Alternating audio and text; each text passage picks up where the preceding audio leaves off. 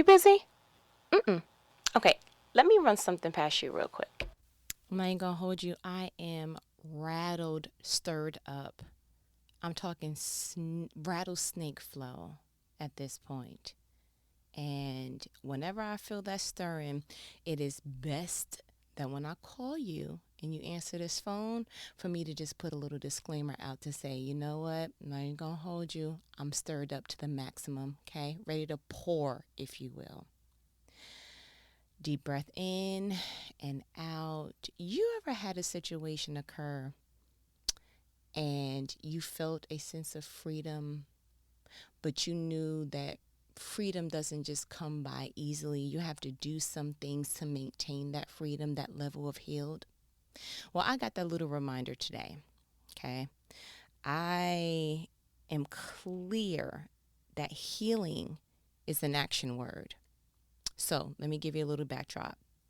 My husband, with his act of service, loving self, because that's his wife's love language, went ahead and did the husband in duty of detailing and cleaning out my car. That brings a little sunshine to my soul, if you will. And so he got to the portion of the trunk. And I had came outside at that point, and he's like, okay, just tell me, because my husband is listen, he will sell the barn, okay? Everything will be tea for trash, as he says. And so he has to sometimes, chime me in to say, okay, are these brand new shoes trash because they're in a box and they're in your trunk? And so that equates to trash to me. So I had to go through and verbally sort and say, no, that's not trash. I can do something with that. No, those are too small, but I can cut them and make them shorts. And we got to the portion of a photo of my mother. Now, if you've been listening to any of our conversations thus far, you will know that my mother and I have always had a toxic relationship that I had to go ahead and resolve and sit closely with God and just become a student of all things forgiveness and healing for myself. Because let me explain something to you. You don't know forgiveness and healing until you had to do it with someone who is not present. There's one thing to say, I don't fool with such and such no more, so I'm just going to have to get this healing by myself. It's another thing to say, this person is no longer breathing. They're no longer living, and I'm going to have to figure out a way to get healed from the things that they did to me while they still were here. That's a whole nother healing. You have no idea. Yeah, it requires for you to really sit at the foot of God like Mary and say, you are going to have to teach me how to do this, because if not, I will live with the scars that this person left me and they are no longer breathing. I'm talking about a whole different realm. So there was a photo of my mother. And you know what? Pause right there. Hand clap of praise for me. Hand clap of praise. Seriously, because you do not even understand how hard it was for me a couple of years ago to even use the word mother when referencing her. Yeah, that's how serious it was. Like, yeah, that's how crucial. I used to call her her first name, still refer to her as her first name. But let me explain something to you. When I came to a point of healing and all things restoration, my thing was I was not going to be taunted by something that was truth. You see what I'm saying? On my birth certificate, it says mother. Whenever I have to refer back to my medical history, when I go to the, PCP, primary care physician, or my GYN, or what have you, they always want to know my family history. And guess who I always have to reference? My mother. And so when I got to the point of wisdom where I said, I'm not going to be taunted by something that is truth. I'm not going to be taunted by something that is inevitable. Breathing or not, she still has that title. And so I am not shaking or in any kind of bondage by something that I have accepted. It is the truth. The end. Let's just move forward. It's how I went ahead and dealt with that in my soul. You can be upset, but I didn't feel like I had one, but she wasn't the mother that I needed. Or we can put all the emotionalism into it. But when you go ahead and settle your emotion and the dust clears, you still have the foundation of that's your mother. I'm not saying mommy. I'm not saying mother dearest. Her title in my life is mother. So hand clap of praise for me. Now proceed and resume. So the photo was there. Now the reason why the photo was even in my trunk, because some years ago I went ahead and made the decision I didn't want that photo in my house no more. Just didn't.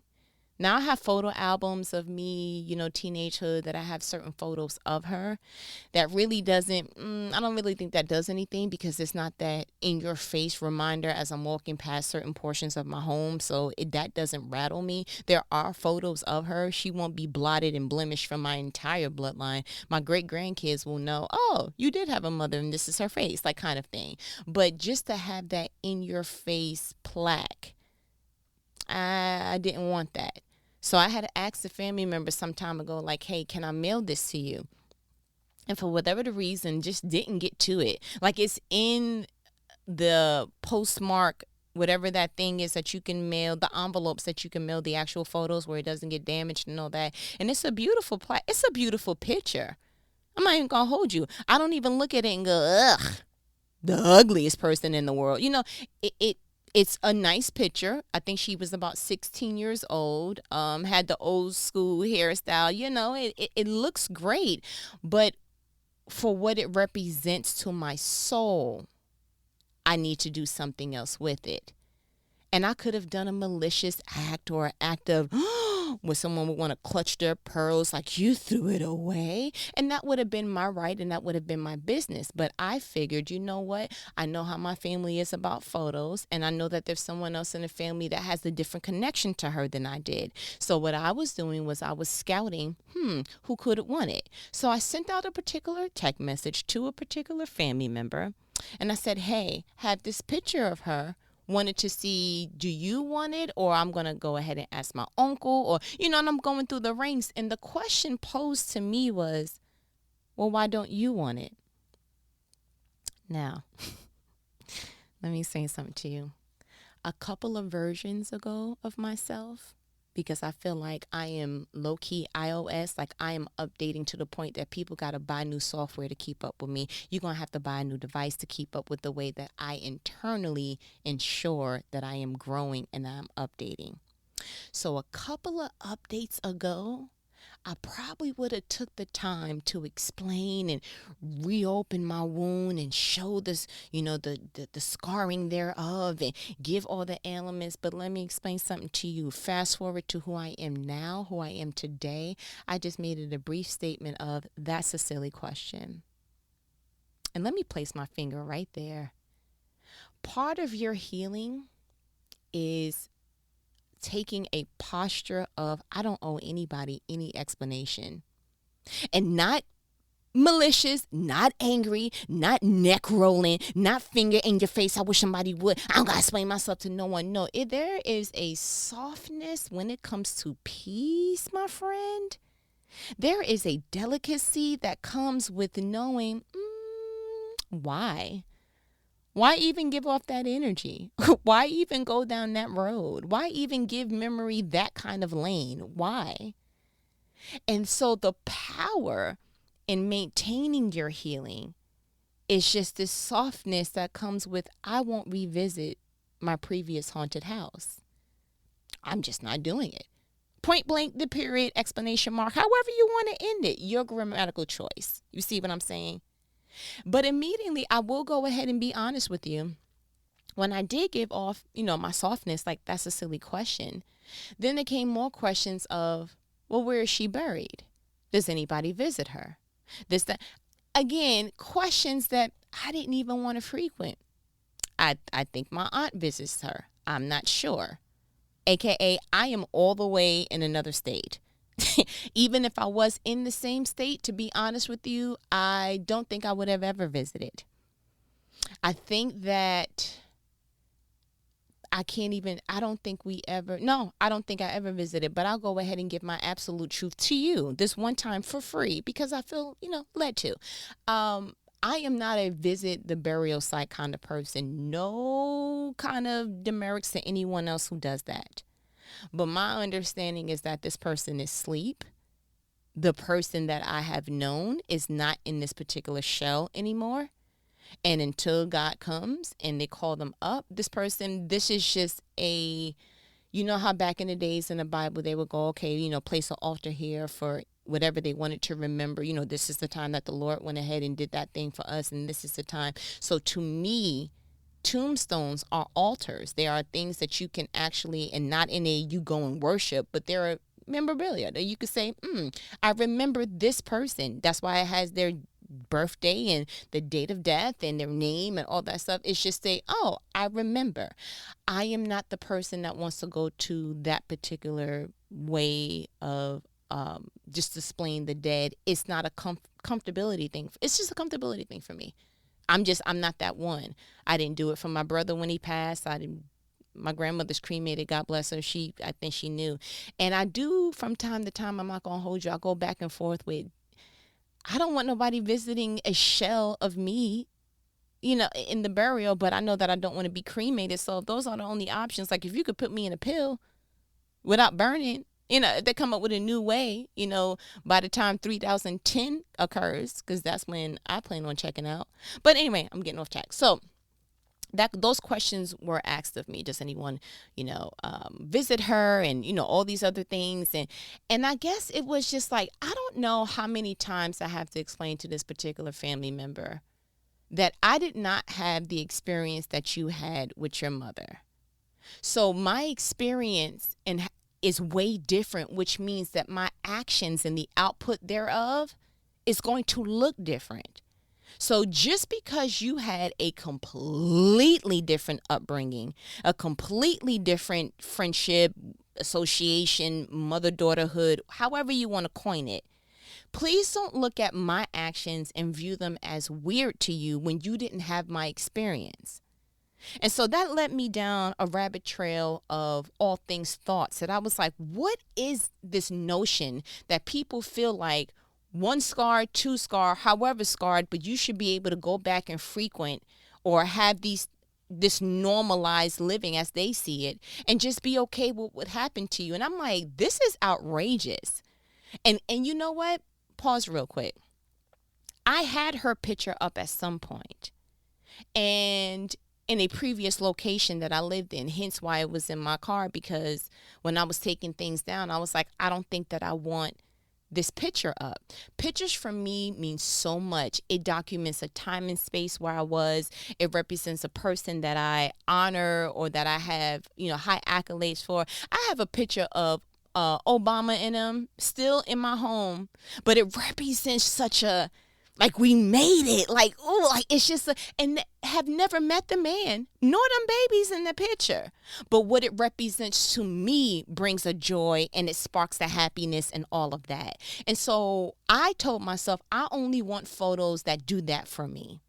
Unfortunately, the beautiful picture that my mother took at 16 doesn't embark that for me. It doesn't spark that at all. So I said, okay, what we're not going to do is just be in the act of doing a thing because it looks good on the outside. Like, oh, you have a picture of your mother up. And the weirdest thing is that I think I actually said that when I had a caseload and was in my social work zone. I had a woman that said her mother passed, and her mother had this huge, like, I don't know, you remember back in the days when we took the graduation photos and you can get the 16 by 20s, and that was considered huge. But she had this huge photo that the only where that she can put it was over her fireplace because she inherited it once her mom passed. And this older woman said to me that she doesn't even go into that location of her home. She doesn't even go near the fireplace because she can't stand the feelings that she feels when she goes near the fireplace. And I just thought, then why are you keeping yourself in bondage? And I don't remember her answer, but I guarantee you that if I was to go back and ask, it was because, well, that's what you're supposed to do, right? It's your mother. You're going to hold yourself in bondage because that's what you're supposed to do? I'm sorry. Whatever name list that I could possibly be on that represents that, please cross me out because I don't subscribe. And I had to go back in my memory and just have God just jog some things in my heart that I'm like, why do people have this notion that you are supposed to revisit your haunted house once you're healed? as if you're supposed to be some type of Superman and nothing's supposed to, make you feel some type of way now. So go ahead and go back to your oppressor. Go ahead and go back to the hurtful place and feel absolutely nothing, because although you're human, you're healed. So what's the problem? Who did that? So I had to go back to Luke 6:28, because I was Googling and looking up and going through the Bible. And I'm like, give me a word, because it has to make sense. Because where do we get this? Either it's a cliche, and I know that I don't subscribe to it, but give me something to debunk it. So Luke 6:28, the NIV version, because I usually read in the NLT, says, bless those who curse you, pray for those who mistreat you. As much as I looked through the Bible, I couldn't find nothing that said, also go back to the place where you were harmed the most. Also have these memorabilia, just anything, picture, however, have these reminders of hurt around you because I healed you now. I can't find it. Bless those who curse you, pray for those who mistreat you. These are all things that happen in a spiritual realm. Meaning, if someone is talking bad about you, if someone has something to say about you and they're speaking poorly of you with their words, your duty is to not match that. That you say, you know what, even if you choose to say nothing at all, that's a blessing right there. Silence is golden. Silence says a lot. Such and such said blah, blah, blah about you. God bless them. Boom, you just did your part. Because you could have went ahead and toyed with that level of petty. You could have got on your Betty Crocker, your petty Crocker, if you will. You could have got on it. A little petty spaghetti real quick, put some extra sauce on it, because apparently that's how you like your pasta, ma'am. You could have stooped to that level, but you didn't. That's all that sentence is saying. Bless those who curse you. That was the practicalism of it right there. And pray for those who mistreat you. Now, we may take that as oh, Father, bless them and, make sure they get the car that they want and blah, blah, blah. And in your mind, logic is like, bruh, I can't. That don't make no sense to me. No, you know what that actually could look like in a practical sense? It could look a lot like, God, I am hurting because of what such and such did. And I know that you know what they did. But as you are working on healing this hurt in me, I pray that they never hurt another individual like this again. I pray that they have no more victims. I pray that they wake up to their own pain and heal whatever that is inside of them that makes them want to hurt people the way that I was hurt. I pray that you go ahead and you make them uncomfortable with having that mean-spiritedness. I pray that you bring somebody into their path to change that whole way of thinking, that whole way of dealing with people. I pray that whatever it is that they need, God, to fix that about them, that you give it to them. Meet their needs, their basic needs and their wants. Like, you go ahead and just do what needs to be done, God, because I understand that this is your child, but I do want to bring to your attention that I'm hurt because of what your child did, but I will never ask that you bring on a wrath or anything that you don't have in your plan to do. But God, again, I'm your child, they're your child, but just do what needs to be done, God, for their lives. You hear how different that sounds? And oh my goodness, here you are praying for somebody who mistreated you, but still keeping it real, still adhering to your truth that hurt you. So tell Dad, it's not, like how it was when you was growing up with your siblings or your cousins or whatever. It's not tattletelling when you telling God, like, don't even look at yourself like that. But seriously, did you hear how different that sound? And so I even looked back with Moses. I'm like, when he got called out for trying to defend the Hebrews and then tried to hey, let's not, this black on black crime, like, bro, we shouldn't be hurting each other. And they had something to say to him. It was like, oh, what you going to do? Kill me like you killed the Egyptian the other day? It was like, oh, I'm sorry. Pew! And he hit the running man and never looked back, right? And the only time that God asked him to go back was to go free other people from their burdens. And even Moses was like, but when I go, who do I say sent me? He was like, tell him I am. I was like, okay, you know what? At this point, like, God didn't ask him to do that 6 months after he left. God didn't ask Moses to go back even a year. It was 40 years later. SpongeBob flow. 40 years later. Literally. That God was like, okay, big dog, at this point, I think that you're mature enough and you're in an emotional space and whatever God's reason was, but it was like, this is the time that I want you to go back. And God had you in mind 40 years ago to go ahead and do it. But understanding that revisiting your haunted house sometimes, your place of oppression, your place of originating hurt, sometimes it's not easy. And even God knew that. And so he waited 40 of them things, 40 years to ask Moses to go back, but go back with a purpose. Don't go back to go ahead and vacate there. No, I'm not asking you to go through the palace and be like, hey, Pharaoh, remember me? Yeah, I know. Got a little stomach now, but what up, though? Yeah. No, I got kids now. Nobody, we not going out there to congregate with nobody. We on a mission.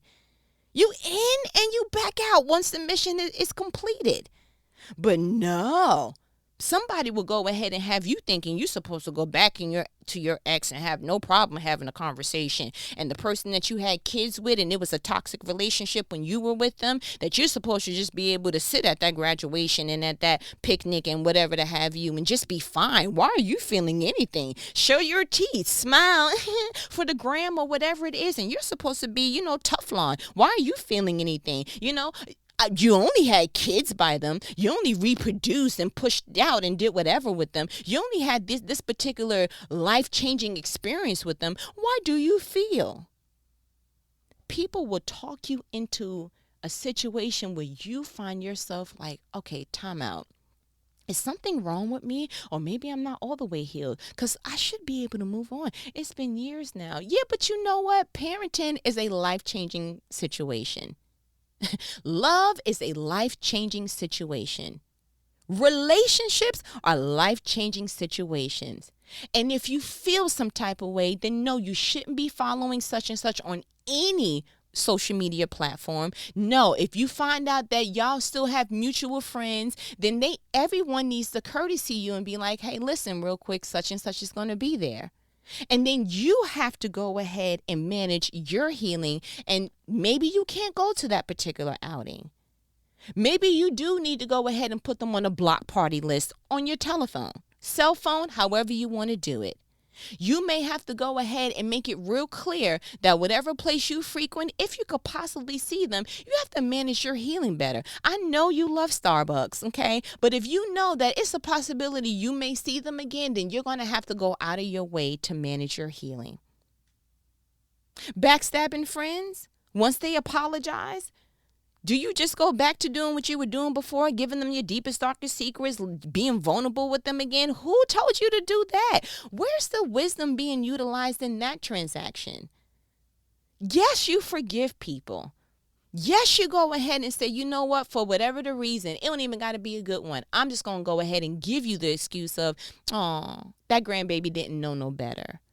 Because clearly if you did, I don't want to believe that you purposely went out of your way to maliciously do that, even though the act feels very malicious. I'm going to give you the grace and say, that grandbaby didn't mean no better. But what I will do, what this grandbaby will do, is go ahead and make sure that I manage my healing with maximum wisdom. So no, it won't be the same. Do apologize.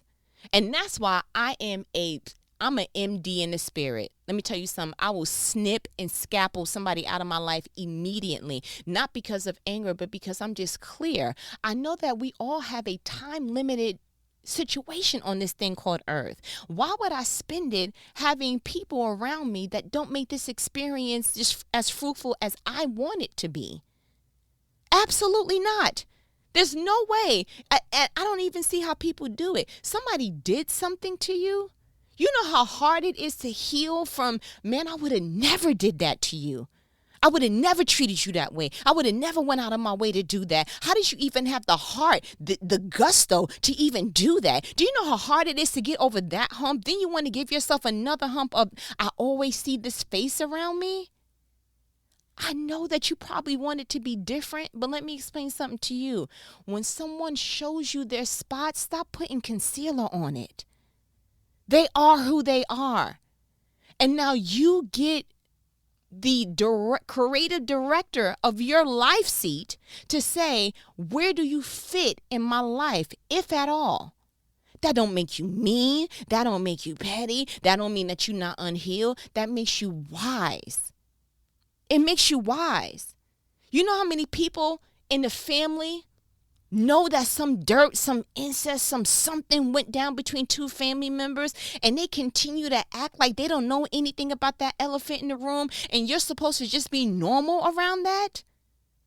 Who told you that?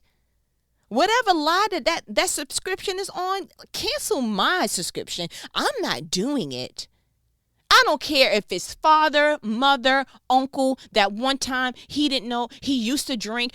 Whatever it is, you no longer have to manage your life with the haunted house as the backdrop. No, you don't have to do that.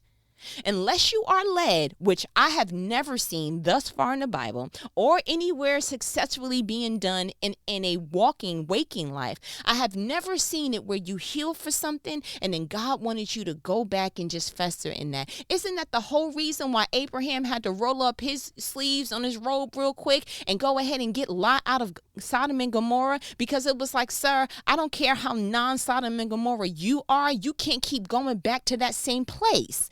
Period. Did you hear the enunciation? I did every syllable there. Did you hear that? It stirs me because I feel like people will keep you in bondage with good intentions.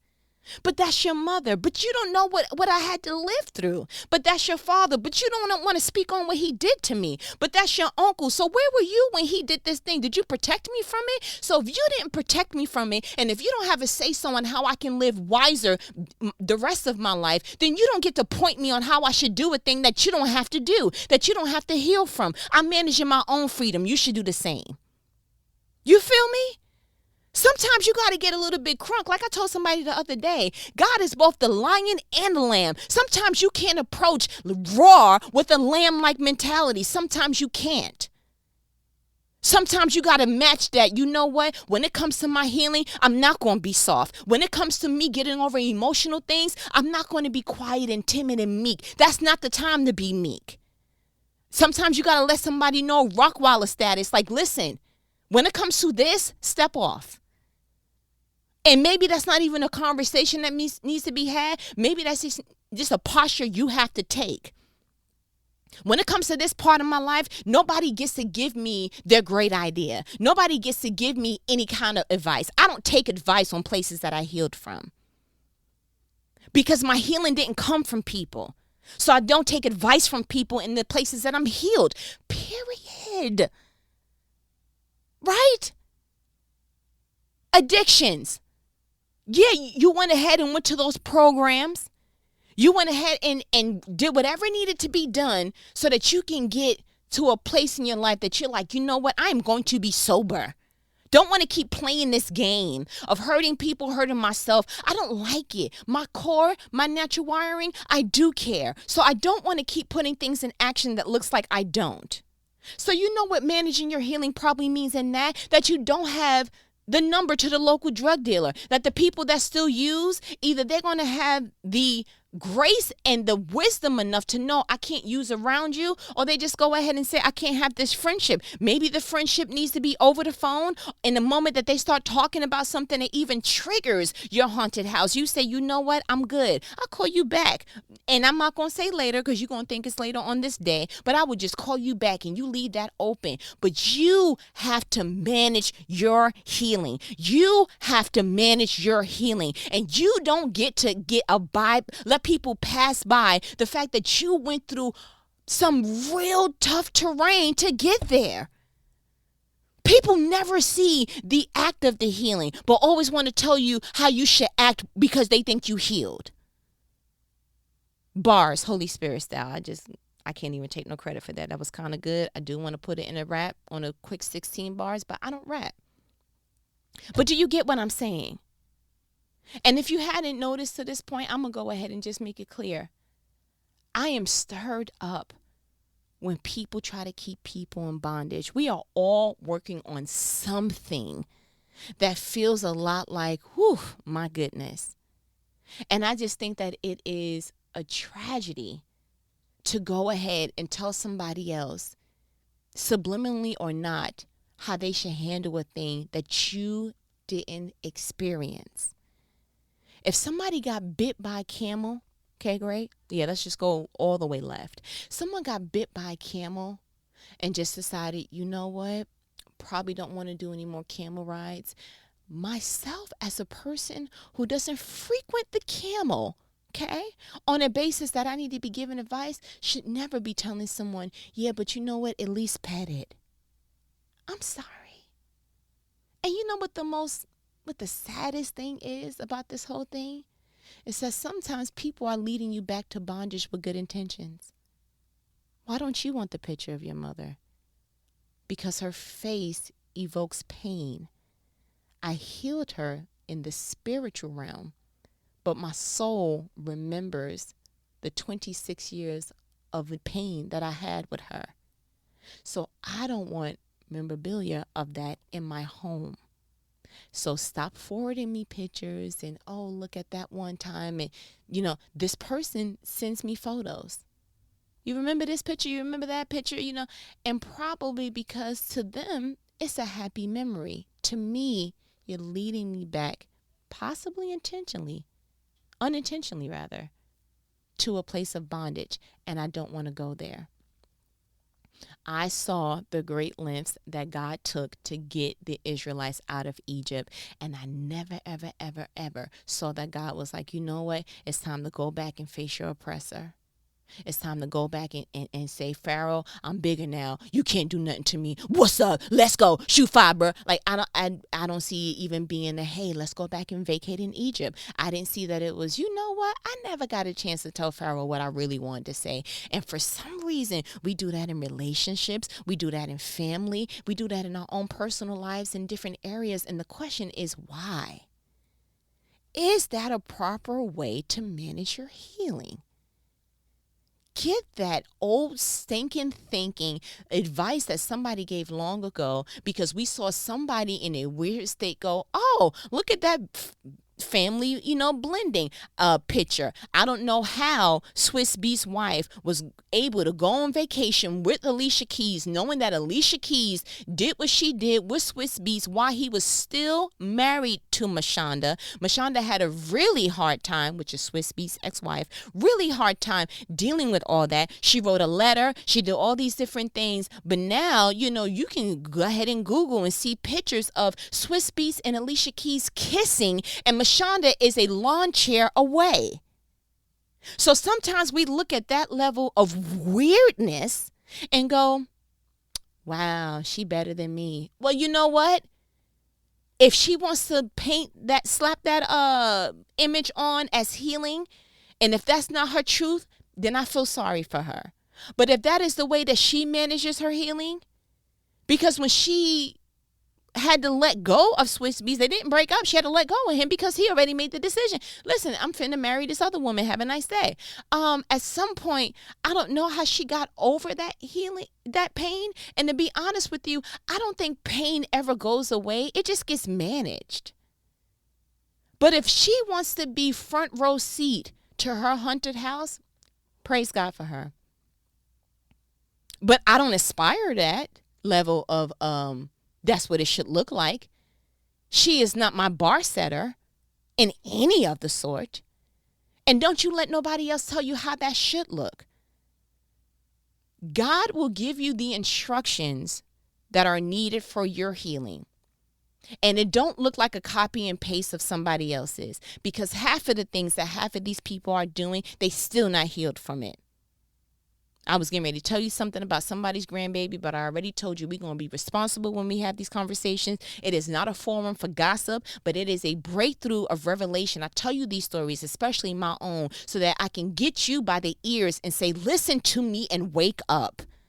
You don't know who's smiling on social media and then crying at night because they feel yet again embarrassed. You don't know who has the shackles to their past 1960, whatever the date is. You have no idea. Do not look at somebody else's act and call that healing and then aspire to that. I'm sorry, I just rolled my eyes at you. It's not at you, it's at the situation at hand. It's them, okay? You know what these conversations are. They're life-provoking conversations that when we have it, you're like, you know what? I'm not even gonna hold you. That was pure facts. I feel a little bit like you talking at me. I feel like the anger is at me, but I do understand you having these conversations because you understand that each one teaches one. And when I get to the fountain of any kind of youth, any kind of wisdom, I'm coming back, Harriet Tubman's down. I'm taking you with me. So keep your phone nearby, because you always know when it rings, it's your favorite homegirl. I'll talk to you later. Later.